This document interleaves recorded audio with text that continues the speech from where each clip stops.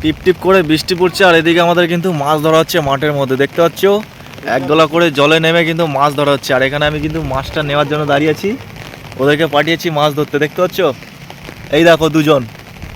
তো চলো কি কি মাছ ধরে দেখা যাক। তো ফুট জাল কিন্তু বসানো হয়েছে, দেখতে পাচ্ছ একটার পর একটা কিন্তু তোলা হচ্ছে।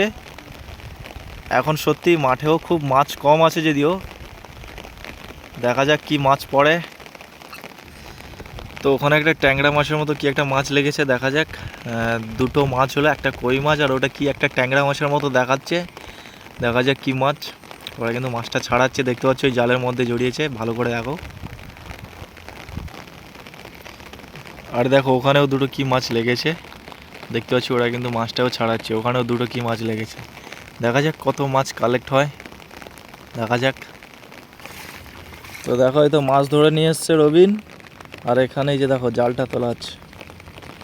দুটো মাছ ঘুরছিল তখন, জড়েছে নাকি কে জানে। হয়েছে হয়েছে, এই যে দেখো এর কাটিংটা দেখো, এর দেখছো কাটিংটা, দেখছো মাছটা দেখে না। এই যে গাইস মাছটা কি মাছটা পড়ছে দেখো, একদম দেশি মাগুর, একদম দেশি মাগুর।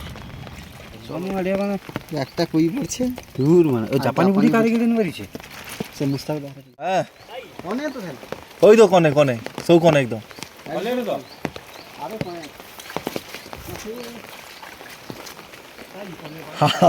শালা আকা ছেড়ে হইছে না ছাড়েন। হ্যাঁ তাহলে পাই